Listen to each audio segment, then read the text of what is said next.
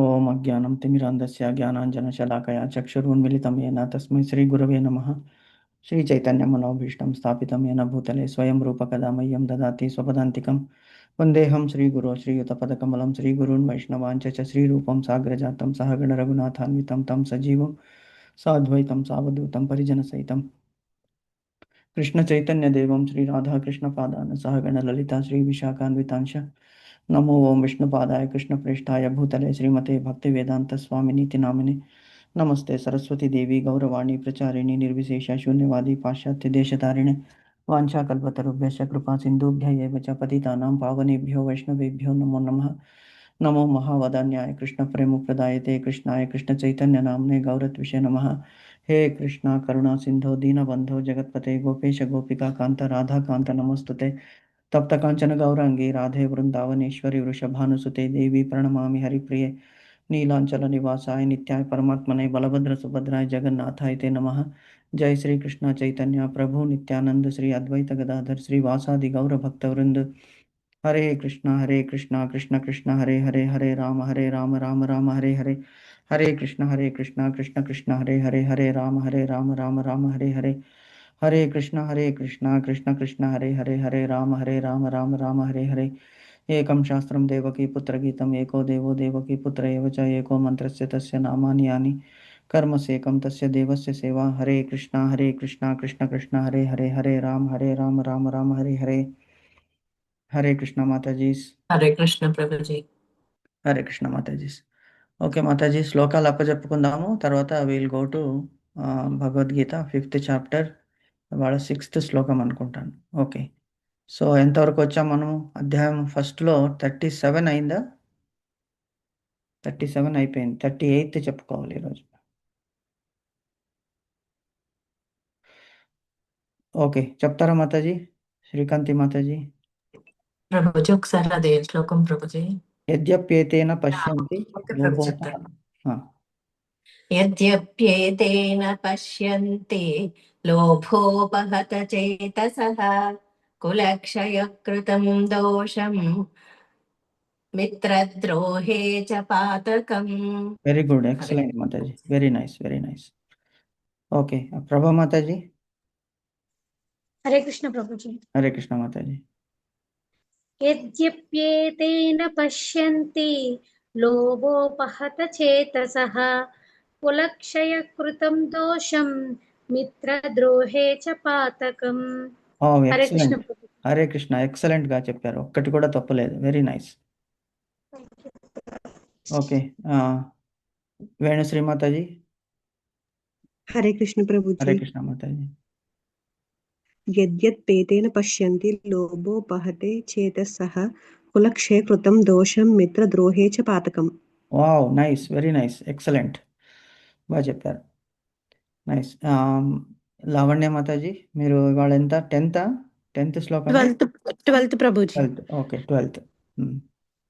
సంజయువాచ తస్య సంజయన్ హర్షం కురు వృద్ధ పితామహః సింహానాదం వినోద్యోచైః శంఖం ప్రతాపవాన్. వెరీ గుడ్ మాతాజీ, వెరీ నైస్, చక్కగా చెప్పారు. Very very Thank you, nice, ప్రభుజీ. Very nice. ఓకే మాతాజీ, మనము 5th చాప్టర్కి వెళ్దాము. ఇప్పుడు 5th చాప్టర్లో 5th శ్లోకం అయిపోయింది. యత్ సంఖ్యై ప్రాప్యతే స్థానం తద్యో గైరపి గమ్యతే ఏకం సాంఖ్యం చ యోగం చ యః పశ్యతి స పశ్యతి అనేటువంటి దాన్ని మనము చదువుకున్నాము మొన్న. సో ఇవాళ 5th చాప్టర్లో 6th శ్లోకం చదువుకున్నాం. సో 5th శ్లోకం ఒక సారాంశం ఏమిటి అని ఒక్కసారి రివైజ్ చేసుకుని 6thకి వెళ్దాం. సో ఏమంటున్నాడు హరే భగవంతుడు? కృష్ణ ప్రభుజీ. హరే కృష్ణ మాతాజీ. అను మాతాజీ నన్ను కన్వర్ట్ చేయండి ప్రభుజీ. ఓకే మాతాజీ.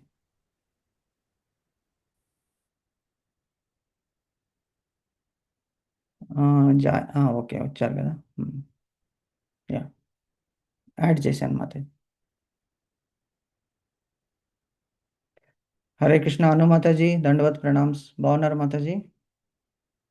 హరే కృష్ణ ప్రభుజీ, దండవత్ ప్రణామ్స్ ప్రభుజీ. కృష్ణుడి దయ వల్ల మేమంతా బాగున్నాం ప్రభుజీ. మీరంతా బాగున్నారా ప్రభుజీ? అంతా బాగున్నాం మాతాజీ. Thank you Mataji. కృష్ణుడి దయ వల్ల అందరూ బాగున్నాము. ఓకే, మీరు శ్లోకం చెప్పుకోవడం అయిపోయింది ఇంతవరకు. మీరు చెప్తారా మీ శ్లోకము? ప్రభుజీ ఒకసారి ఎన్నో శ్లోకము? 34 ప్రభుజీ. 34. ఓకే. ఆచార్య పితర పుత్రాః తదైవ చ పితామహ మాతుల శశుర పౌత్రః శాలా సంబంధిత సదా సంబంధి నస్తదా. ఓకే, వెరీ గుడ్, చాలా చక్కగా చెప్పారు. ఆచార్యాః పితరః పుత్రాస్తథైవ చ పితామహాః మాతులాః శ్వశురాః పౌత్రాః శ్యాలాః సంబంధి నస్తదా. Very good, excellent. ఓకే మాతాజీ, సో మనం ఇవాళ 5th శ్లోకము. ప్రభుజీ ఈ రోజు ప్రభామాత వాళ్ళది పెళ్లి రోజు ప్రభుజీ. అవునా? Okay, very nice. Hearty congratulations Mataji, ప్రభా మాతాజీ. Thank you Prabhuji. కృష్ణుని థ్యాంక్ యూ ప్రభుజీ. కృష్ణుని ప్రే చేద్దాము. మీకు ఈ వెడ్డింగ్ యానివర్సరీస్ అనంతంగా వస్తూ ఉండాలి, హ్యాపీగా ఉండాలి. ప్రభుజీ కూడా మా బెస్ట్ విషెస్ చెప్పండి, కంగ్రాచులేషన్స్ చెప్పండి, హ్యాపీ వెడ్డింగ్ యానివర్సరీ. సో కృష్ణుని thank you pray so much చేద్దాం. Prabhuji. Thank you Mataji, thank you. కృష్ణుని ప్రే చేద్దాం మనం అందరు 3 సార్లు హరే కృష్ణ మహామంత్రం చెప్పిద్దాం. హరే కృష్ణ కృష్ణ కృష్ణ హరే హరే, హరే రామ రామ రామ హరే హరే, హరే కృష్ణ కృష్ణ కృష్ణ హరే హరే, హరే రామ రామ రామ హరే హరే, హరే కృష్ణ కృష్ణ కృష్ణ హరే హరే, హరే రామ రామ రామ హరే హరే. హరే కృష్ణ మాతాజీ. Okay, very good. So 5th శ్లోకంలో ఏం చెప్పుకున్నామండి ఒక్కసారి రివైజ్ చేసుకుని 6th వెళ్ళిపోదాం. సో 5thలో ఏమో యత్ సాంఖ్యై ప్రాప్యతే స్థానం తద్యో గైరపి గమ్యతే. అంటే సాంఖ్యశాస్త్రం అంటే ఏమిటి? తత్వాన్ని అభ్యసించేటువంటి వాడు. తత్వాన్ని అభ్యసించేటువంటి వాడు ఏం చేస్తాడు? ఆత్మ వేరు పరమాత్మ వేరు దేహం వేరు ఆత్మ వేరు అని తలుచుతూ ఆత్మ గురించే సాధన చేస్తాడు. మిగతా కర్మలన్నిటినీ కూడా వదిలివేస్తాడు. అదే కర్మ సన్యాస యోగం అని కూడా మనం అనుకుంటున్నాము. కర్మ సన్యాస యోగము అందరికీ అంత సులభము కాదు, కానీ కర్మయోగము అందరికీ సులభము. అన్ని వర్ణాలకి అన్ని ధర్మాలకి కూడా కర్మయోగం, కర్మం చేస్తూనే అటాచ్మెంట్స్ లేకుండా అది భగవంతుని సేవ అని భావిస్తూ చేయడము. సో అది మనం డిస్కస్ చేశాము. సాంఖ్యతత్వం అంటే ఏమిటంటే వేళ్ళు అందులో చెప్తున్నాడు భగవంతుడు. జీవిత పరమలక్ష్యం గుర్తించటే తాత్విక పరిశోధనల వాస్తవ ప్రయోజనము. అంటే ఏం చేస్తారు వీళ్ళు? సాంఖ్యవాదులు ఏమంటారంటే అసలు నేను భగవంతుడు ఎవరు అనేటువంటిది తెలుసుకోవడానికి జీవితాన్ని అంతా కూడా వాళ్ళు గడుపుతారనమాట. జీవితం అంతా కూడా అంటే వేళ్ళు, చెట్టు ఉన్నది, చెట్టుకి వేళ్ళు ఉన్నాయి. సో వేళ్ళని వెతుకుతూ అంటే భగవంతుని అన్వేషణలోనే మొత్తం జీవితాన్ని గడుపుతారు. అది ఒక మార్గము. అదే తపస్సు అనిపిస్తుంది. ఆ తపస్సులో కూడా వాళ్ళు మిగతావన్నీ కామ్య కర్మలన్నింటినీ కూడా వదిలివేస్తారు. ఓన్లీ భగవంతుని సేవ, అది ఒక మార్గం భగవంతుని చేరడానికి. మిగతాది కర్మయోగము అంటే భక్తి సేవ ద్వారా చేసేటువంటి కర్మలు, ఫలితాన్ని ఆశించకుండా చేసేటువంటి కర్మలు, అది ఇంకొక దారి. అంటే చెట్లకి నీళ్లు పోయడం. సో మనం చెట్లకి నీళ్లు పోసినందువల్ల ఏమవుతుంది? భగవంతుడు ప్రీతి చెందుతాడు. ఇలాగే భగవంతుని గురించి తెలుసుకోవడానికి అదే జ్ఞానయోగం అని కూడా అంటారు, సాంఖ్యయోగం అని కూడా అంటారు దాన్ని. సో భగవంతుడు చాలా హ్యాపీ ఫీల్ అవుతాడు ఏ మార్గంలో వచ్చినా కూడా. ఇది రెండు ఒకే లక్ష్యాన్ని కోరుకుంటున్నాయి. ఒకటి భగవంతుని అన్వేషణ, ఇంకొకటి భగవంతునికి సేవ. రెండు ఒకటే, ఉద్దేశము ఒకటే, భగవంతుని చేరుకోవాలి అనేటువంటిది అని చెప్తారు. కానీ మూర్ఖులు ఏం చేస్తారు, అజ్ఞానులు ఏం చేస్తారంటే ఇవి వేరు, ఇది ఒకటి కాదు. అంటే పద్ధతి వేరు ఉండొచ్చు కానీ మార్గము గమ్యము ఒకటే అని చెప్తున్నారనమాట ఇక్కడ. కాబట్టి అది అర్థం చేసుకోవాలని, ఈ విషయముని గ్రహించిన వాడు యథార్థ దృష్టిని కలిగి ఉండను. యథార్థం అంటే యాజ్ ఇట్ ఈస్, కృష్ణుని పట్ల ఆసక్తి, తర్వాత భౌతిక తత్వం పట్ల అనాసక్తి. భౌతిక తత్వం పట్ల అనాసక్తి వస్తేనే మనం కృష్ణుని పట్ల ఆకర్షితులం అవుతాము. ఎందుకయ్యా అంటే ధనార్జన జనార్దన రెండు ఒకటే, అక్షరాలు అటు ఇటు మారాయి. ధనార్జన అంటే ఏమిటి? ఎప్పుడూ డబ్బులు కావాలి, కామ్యకర్మలు తీర్చుకోవాలి అనే ధ్యాసలో ఉన్నప్పుడు ఏమవుతుంది? భగవంతుడు దూరం అవుతాడు. ఎందుకు? భగవంతునికి మనం టైం ఇవ్వలేము. ఎందుకంటే we want to be happy. మన దేహాన్ని టెంపరరీ అయినటువంటి ఈ దేహానికి ఈ ఇంద్రియాలని తృప్తి పరుస్తూ మనం ఏం చేస్తామంటే భగవంతుని మరిచిపోతాము. మీరే మనకి ఇది అనుభవంలోనే కూడా ఉన్నది. ఎప్పుడైతే మనం భౌతిక విషయాల పట్ల ఎక్కువ ఆసక్తి చూపిస్తామో అప్పుడు ఆధ్యాత్మిక విషయాల పట్ల అనాసక్తి కలుగుతుంది. ఎందుకంటే మాయాదేవి ప్రభావం. కానీ కృష్ణుని పట్ల మనం ప్రేమ పెంచుకుంటూ పోతే మనకి తెలియకుండానే మనకు భౌతిక కామ్య కర్మలన్నీ కూడా భగవంతుడు అనుగ్రహిస్తాడు. కాబట్టి కృష్ణుని అనుసరించాలి అని చెప్తున్నారనమాట ఇక్కడ. సో ఈవెన్ సాంఖ్యతత్వంలో కూడా వాళ్ళు ఏం చేస్తారు, కర్మ సన్యాస యోగం అని కూడా దానికి ఇంకొక పేరు వచ్చిందనమాట. అంటే కృష్ణుని గురించి మొత్తము కర్మలన్నీ కూడా త్యజించేస్తారు వాళ్ళు. అంటే తపస్సు చేసుకుంటూ వెళ్ళిపోతారు. కేవలం భగవంతుడు ఎక్కడున్నాడు, భగవంతుని మనకి భగవంతుడు తప్ప ఇంకేమీ అవసరం లేదు అనేటువంటి ఒక మార్గము. ఇంకొక మార్గం ఏమిటి, మన వర్ణాశ్రమ ధర్మాల ద్వారా మనము ఇప్పుడు ఉన్నటువంటి ఈ ఆశ్రమం ఏమిటి, గృహస్థాశ్రమం. ఈ గృహస్థాశ్రమంలోనే ఉండి కూడా మన కర్మలు చేసుకుంటూ ఆ కర్మ ఫలితాలని ఆశించకుండా భగవంతునికే అర్పిస్తున్నప్పుడు అది కూడా ఒక యోగమే అవుతుంది. అది కర్మయోగం అవుతుంది. ఈ 2 పద్ధతుల్లో కూడా ఏ పద్ధతిని అనుసరించినా కూడా చివరికి భగవంతుని చేరుకోగలము అని ఈ 5th శ్లోకంలో చెప్పాడనమాట. ప్రభుపాదుల వారు మనకి ఇంత క్లియర్గా డిస్క్రైబ్ చేశారు. ప్రభుజీ అంటే ఇక్కడ కర్మ సన్యాస యోగము కర్మయోగం రెండు ఒకటే అని చెప్తున్నారా ప్రభుజీ? కాదు మాతాజీ. కర్మయోగం అంటే కర్మలు చేస్తూ కర్మల పట్ల ఆసక్తి లేకుండా, కర్మ ఫలితాల పట్ల ఆసక్తి లేకుండా చేయడము కర్మయోగము, భగవంతుని ధ్యానించుకుంటూ. కర్మ సన్యాస యోగం అంటే మొత్తం renunciation of all actions.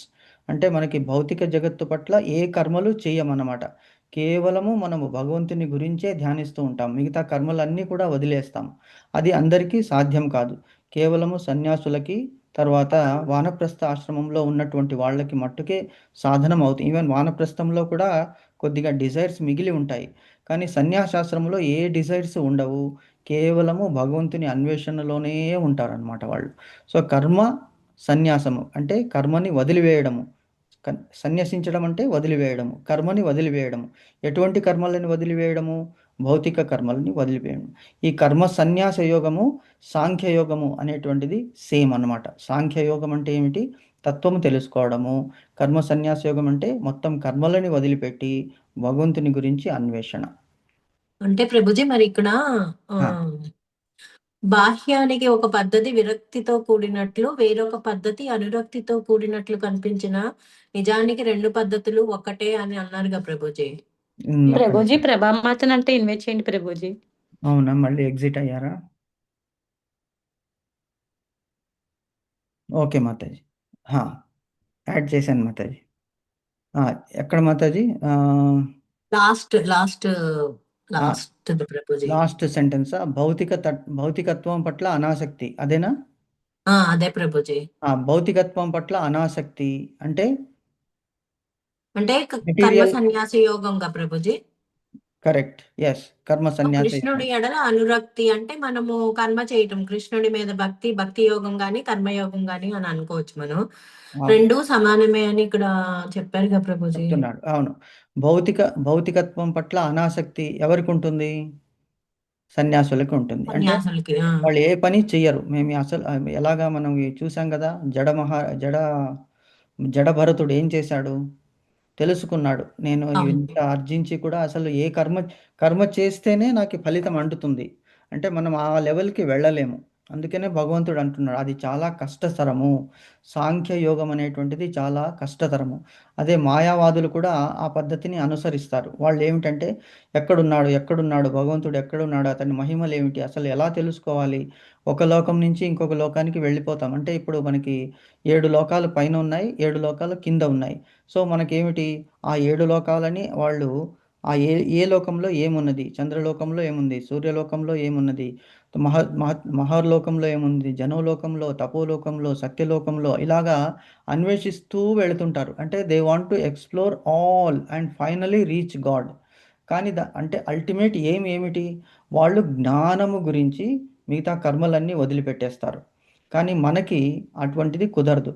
So దాన్ని కర్మ సన్యాసం అంటారు. ఏదైతే మనం కర్మల్ని వదిలిపెట్టి ఇప్పుడు ఎలాగా గౌతమ బుద్ధుడు ఉన్నాడు, ఏం చేశాడు, మొత్తము తన రాజు అయినప్పటికీ కూడా రాజ్యభారాన్ని వదిలిపెట్టేసి వెళ్ళిపోయాడు, సన్యాసం తీసుకున్నాడు.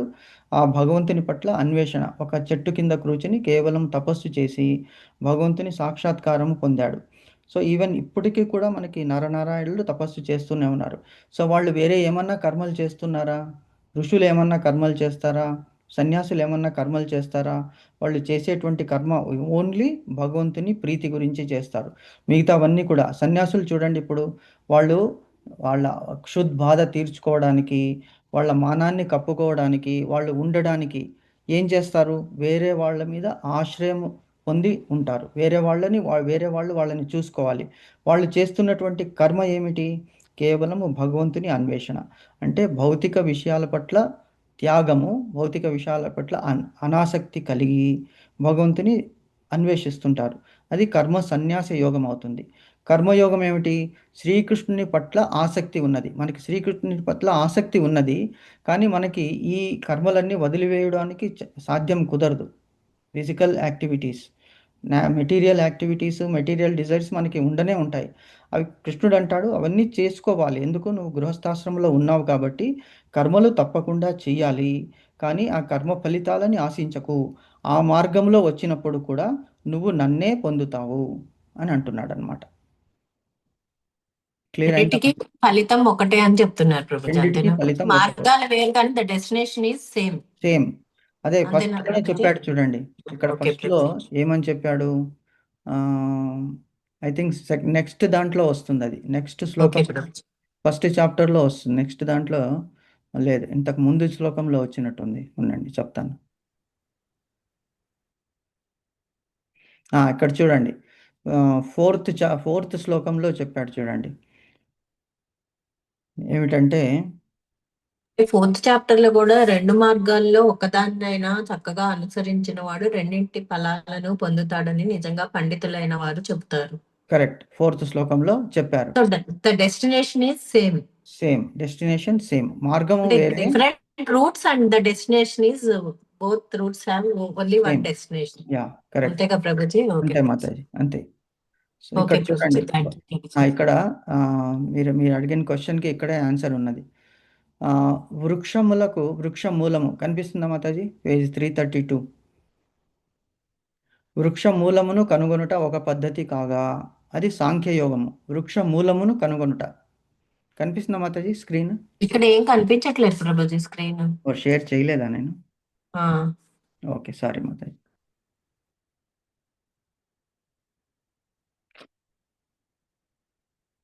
ఇప్పుడు కనిపిస్తుందా మాతాజీ?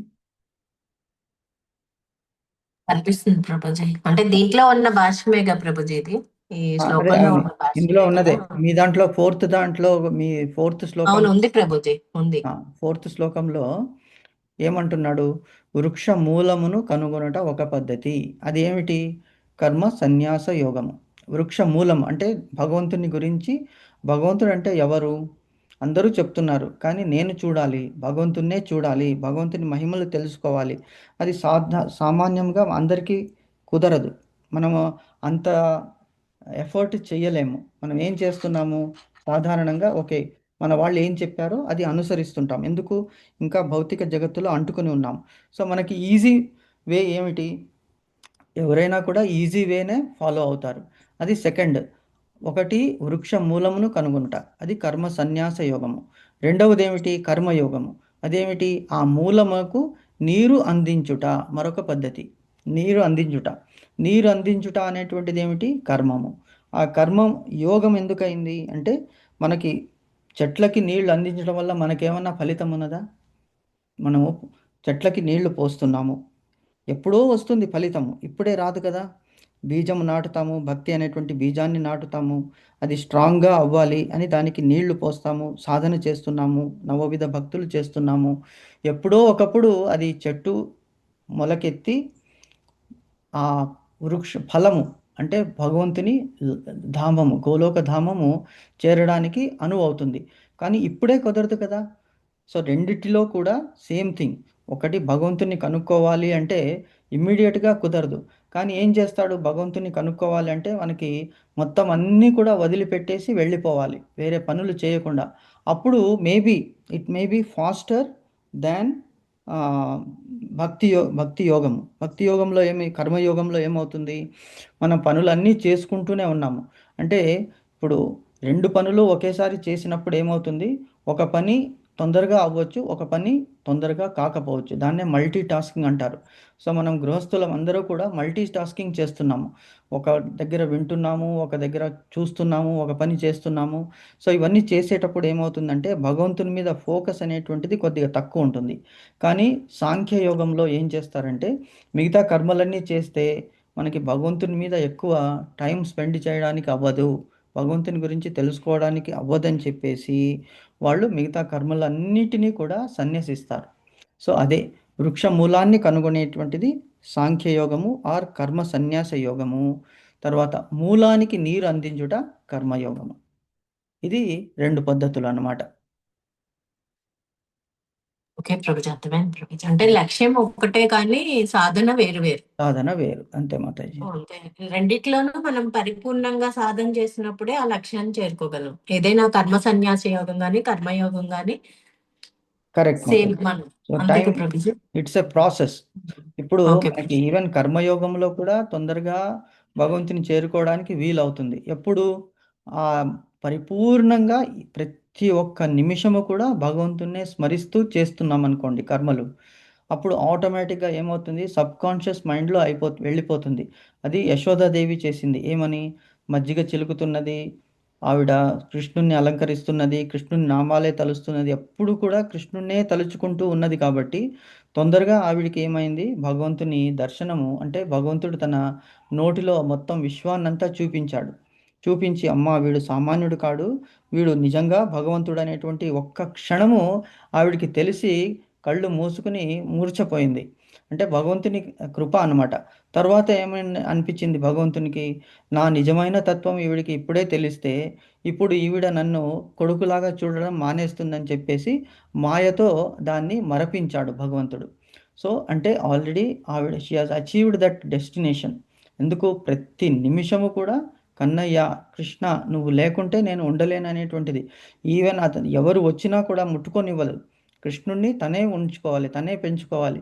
అలాగా ఆవిడ అంతటి ప్రేమ ఒలకపోసిందనమాట. సో భగవంతుడు ఆ ప్రేమకి కరిగిపోయి తనని అనుగ్రహించాడు. సో అది కర్మయోగులు చేసేటువంటి పని. ఎందుకంటే ఆవిడ భగవంతుడు ఎవరు అని వెళ్ళలేదు, తను చేస్తూనే తనలో ఆ ప్రేమ ద్వారా భగవంతునికి అంకితం అయిపోయిందనమాట. సో అది కర్మయోగం అవుతుంది. I think okay. క్లారిఫై. అంటే ఇది కొంచెం ఇంపార్టెంట్ గా ప్రభుజీ, అందుకని చాలా ఇంపార్టెంట్, మంచి క్వశ్చన్ అడిగారు మరి. ఇది అర్థం అవ్వకపోతే మళ్ళీ తర్వాత ఇది అర్థం అవ్వదు అవునవును. ప్రభుజీ. కర్మ సన్యాసం అంటే కర్మలని విడిచిపెట్టడం. కర్మలని విడిచిపెట్టడం అనేటువంటిది ఎంత కష్టమో భగవంతుడు చెప్పుకుంటూ వస్తున్నాడు. కాబట్టి నువ్వు కర్మయోగమే చెయ్యి, కర్మ సన్యాసం చేయకు అంటే యుద్ధము చేయడం ఆపవద్దు అని అర్జునుడికి చెప్తున్నాడు. అది అన్నమాట. ఓకే. సో 5th శ్లోకం అర్థమైంది అనుకుంటాను. 6th శ్లోకానికి వెళ్దామా? వెళ్దాం ప్రభుజీ. ఓకే.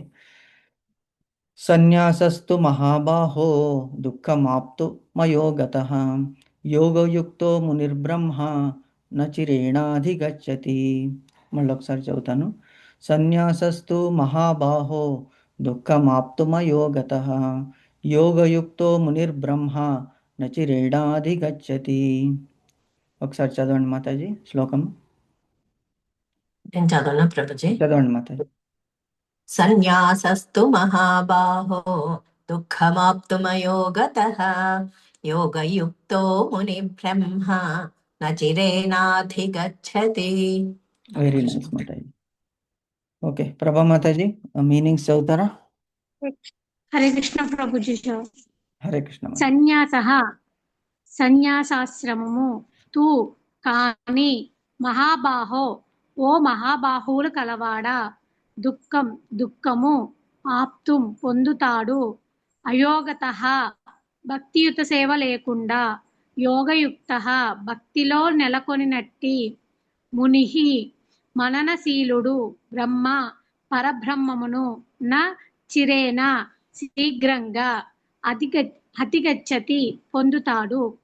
భగవంతుని భక్తియుత సేవలో నెలకొనకుండా కేవలము సమస్త కర్మలను సన్యసించడం అనేది మనిషిని సుఖవంతునిగా చేయలేదు. కానీ భక్తియుత సేవలో నెలకొనిన ముని శీఘ్రమే పరబ్రహ్మమును పొందుతాడు. వెరీ గుడ్ మాతాజీ. హరే కృష్ణ ప్రభు. హరే కృష్ణ మాతాజీ. సో బ్రహ్మ పరబ్రహ్మ అనేటువంటిది సినోనిమస్గా వాడుతూ ఉంటారు. ఇప్పుడు ఒక్కొక్కసారి ఇట్లా మనకి ఆత్మ అంటే మనం కేవలం మన ఆత్మ అని అనుకుంటాము. కానీ ఆత్మకి ఇంకొక పరమ ఏముందంటే బ్రహ్మ పరబ్రహ్మ అని కూడా ఉన్నది, భగవంతుడని కూడా ఉన్నది. ఆత్మ ఎలాగైతే ప్రకృతిలో ఈ ప్రకృతి ఎలాగా సంచరిస్తున్నది, ప్రకృతి అంటే everything other than me, other than myself, other than us, everything else is ప్రకృతి. సో ఆ ప్రకృతి ఎలా నడుస్తున్నది, సీజన్స్ ఎలా వస్తున్నాయి, అన్నిటిలో కూడా భగవంతుడు ఉన్నాడు. అదే ఆ ప్రకృతిలో ఉన్నటువంటి ఆత్మ, ఆ చేతనం ద్వారా ప్రకృతి కూడా నడుస్తూ ఉన్నదన్నమాట. సో ఇక్కడ బ్రహ్మ అనేటువంటి దానికి పరబ్రహ్మ అంటే బ్రహ్మని మించినటువంటి వాడు, పరుడు అంటే శ్రేష్ఠుడు, బ్రహ్మని మించినటువంటి వాడు శ్రీకృష్ణుడు, విష్ణువు అనేటువంటిది. శీఘ్రముగా నచిరేణ అని అంటే చాలా తొందరగా, అచిరేణ అన్నమాట. చిరం అంటే శాశ్వతం, అచిరేణ అంటే తొందరగా అన్నమాట. భక్తియుక్త ఇప్పుడు మనం ఇంతకుముందు అనుకున్నాం కర్మ సన్యాస యోగంలో ఏమవుతుందంటే దీని గురించి నెక్స్ట్ దీంట్లో చెప్తారు ప్రభుపాదుల వారు. ఏమంటే వీళ్ళు ఎటువంటి వాళ్ళు అంటే కర్మ సన్యాసులు కర్మంని వదిలిపెట్టేస్తారు. అసలు భగవంతుని ఎవరు అని తెలుసుకున్న తర్వాత ఆ భగవంతుని మనకి కనిపించినప్పుడు ఓహో అప్పుడు మేము నమ్ముతాము, ఓ భగవంతుని వల్లే ఇవన్నీ నడుస్తున్నది అనేటువంటిది మాయావాదులు అనమాట. అసలు ఉన్నాడా భగవంతుడు, ఉంటే ఎలా ఉన్నాడు, అతనికి ఏమిటి గుణాలు ఉన్నాయి అని అన్వేషిస్తూ అంటే వాళ్ళ తపనకి కూడా భగవంతుడు మెచ్చుకుంటాడనమాట. ఎందుకంటే వీళ్ళు నేను ఎవరు తెలుసుకోవాలి అని ఆ ఆతృతతో ఏం చేశారంటే మామూలుగా వాళ్ళ పుట్టుకని మరిచిపోయి వాళ్ళు చేసేటువంటి కర్మలన్నిటినీ కూడా వదిలిపెట్టి కేవలం నన్ను వెతకాలని వస్తున్నారు. అంటే మనసులో భక్తి లేదు, కానీ భగవంతుని గురించి ఆ ఆశ ఉన్నది. భగవంతుడు ఎవరు అనేటువంటిది తెలుసుకున్న తర్వాత సరే మేము పూజిద్దాము అనేటువంటిది కూడా ఒక కోవలో వస్తుంది కర్మ సన్యాస యోగం. కానీ భక్తియుక్తమైనటువంటి సేవ ఏమిటి అంటే ఆల్రెడీ మనకి అంత జ్ఞానం లేదు, నాకు భగవంతుడంటే ఎవరు, అతని మహిమలు ఊహించుకోవాలంతే ఉన్నాయని లక్ష్మీదేవిగే చెప్పింది కాబట్టి మనం నమ్ముతున్నాం. ఇప్పుడు ప్రపంచంలో కూడా వివిధ రకాల మనుషులు ఉంటారు. కొంతమంది ఏమిటి ఏ విషయాన్ని నమ్మరు, వాళ్ళగా ఎక్స్పీరియన్స్ అయ్యేంత వరకు కూడా వాళ్ళు నమ్మరు అన్నమాట. కానీ అందరికీ ఒకే విధంగా ఎక్స్పీరియన్స్ అవుతుందని చెప్పలేము. సో వీళ్ళు ఏం చేస్తారు, నమ్మకుండా వాళ్ళు తమకి తోచిన ప్రకారంగానే వెళ్ళిపోతుంటారు. కొంతమంది ఏం చేస్తారంటే చెప్పింది చక్కగా రాముడు మంచి బాలుడు అన్నట్టు వెంటనే నమ్ముతారు. సో నమ్మిన తర్వాత వాళ్ళు సాధన చేస్తారు. అదే ప్రభుపాదుల వారిని కూడా ఒకడు అడిగారు, మనం ఇంతకుముందు క్వశ్చన్ ఒకసారి డిస్కస్ చేశాం ఇది. ఆయన ఏమని అడిగారంటే ప్రభుపాదుల వారు, మీరు కృష్ణ కృష్ణ కృష్ణ అని ఎప్పుడూ కృష్ణనామమే జపం చేస్తున్నారు, మిగతా అన్నీ వదిలిపెట్టేశారు. అంటే ప్రాపంచిక సుఖాలు అంటే 4 ఏమిటి మనకి తపస్సు, సత్యము, దమ్మము, శమము అనేటువంటిది వదిలిపెట్టేశారు. దయ. మరి కృష్ణుడు ఒకవేళ మీకు లేదు అని తెలిసిందనుకోండి ఎప్పుడో ఒకప్పుడు, అంటే ఈ భగవంతుడు లేదు, everything is going on naturally on its own, there is no god అంటే అప్పుడు మీరు చేసిందంతా కూడా వ్యర్థం అవుతుంది కదా అని ఆయన అడిగారు. ఆయన తిరిగి ఒక క్వశ్చన్ వేశాడు ఆయనకి. ఏమిటంటే సరే అనుకుందాం, ఫర్ ఎగ్జాంపుల్ భగవంతుడు లేదని మేము సాధన చేస్తున్నాము, కానీ ఒకవేళ భగవంతుడే ఉన్నాడు అంటే అప్పుడు మీరేం చేస్తారు, చేసిందంతా మీరు అసలు ఏమీ చేయలేదు కదా, అప్పుడు మీ లైఫ్ వేస్ట్ అయిపోయింది కదా. ఇప్పుడు మేము చేస్తున్న సాధన ద్వారా నలుగురికి చెడు అవ్వడం లేదు, కానీ మీరేం చేస్తున్నారు, మీ దేహాన్ని, మీ సొసైటీని, మీ సంఘాన్ని అన్నిటినీ కూడా మీరు మనస్సుని కూడా నాశనం చేసుకుంటున్నారు. ఒకవేళ అదే దేవుడు ఉన్నాడంటే అప్పుడు మీరు మళ్ళీ ఇంకొక లైఫ్ అంటూ మీకు రాదు కదా, అప్పుడు మళ్ళీ ఏ జన్మలోనో ఏ పురుగులానో ఏ క్రిమిలాగో కీటకలాగానో పుడతారని మీకు అప్పుడు తెలిసినప్పుడు అప్పుడు బాధపడతారు కదా అని అన్నాడు అనమాట. కాబట్టి ఎవరైతే శృతి అంటే పెద్దవాళ్ళ మాటలు, అందుకే అన్నాడు పెద్దవాళ్ళ మాటలు చెద్ది మూటలు అన్నారు కదా. ఎందుకు? They have seen the world. ఇప్పుడు మనకే తెలుస్తుంది, మనం చిన్నప్పుడు ఎంతో వ్యతిరేకించాము పేరెంట్స్ని, పెద్దగా అయ్యాము, పెళ్ళిళ్ళు చేసుకున్నాము, మనకి పిల్లలు పుట్టారు, వాళ్ళకి పిల్లలు పుట్టారు. సో ఇప్పుడు మనకి తెలుస్తుంది, అబ్బా అమ్మా నాన్న ఎంతగా చెప్పారు, ఎన్నిసార్లు చెప్పారు జాగ్రత్త జాగ్రత్త అది జాగ్రత్త, కానీ మనం వినలేదు. ఎందుకంటే మీరంతా చాదస్తంతో చెప్తారు. When it comes to our own experience then we realise.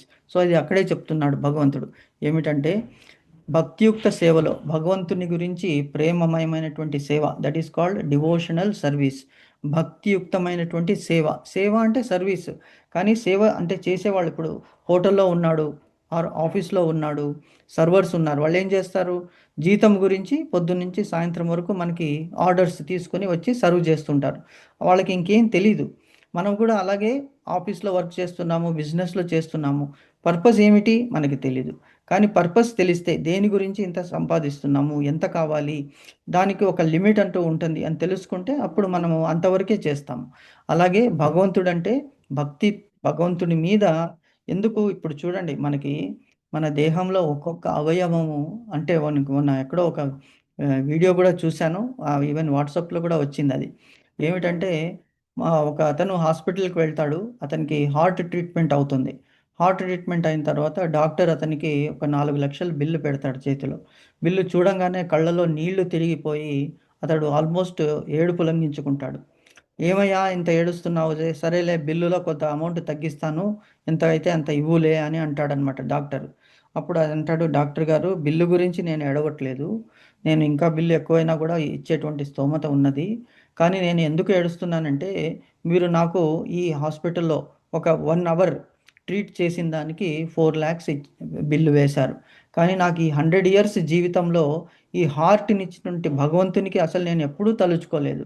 ఈ heart is functioning on its own. Lub dub కొట్టుకుంటూనే ఉన్నది. దానివల్ల బ్లడ్ సర్క్యులేషన్ మొత్తం జీవితంలో మన దేహంలో పైనుంచి కింది వరకు రక్త ప్రసరణ అవుతున్నది. అలాగే మన దేహంలో 75% వాటర్ ఉన్నది, 70%. అది ఒక్క బొట్టు కూడా బయటికి రాదు. కానీ ట్యాంకులో పెట్టినటువంటి నీళ్లు నల్ల తిప్పంగానే వచ్చేస్తుంది. అంటే భగవంతుని ఈ స్ట్రక్చర్ మన జీవితాన్ని, మన బాడీని ఎలాగ క్రియేట్ చేశాడు, ఇది 1, 2 ఎగ్జాంపుల్స్తో సరిపోదు.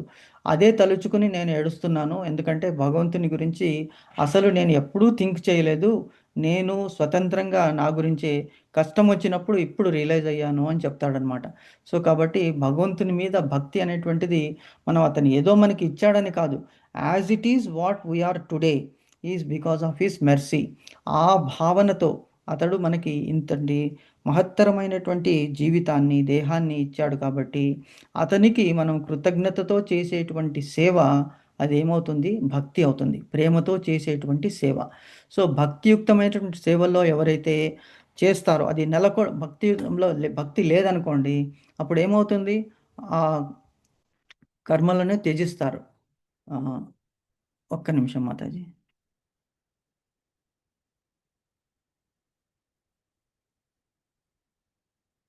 ಹರೇ ಕೃಷ್ಣ. ಹೌದು ರಾಜ, ಒಂದು 2 minutes ಆದ್ಮೇಲೆ ಮಾಡ್ತೀನಿ.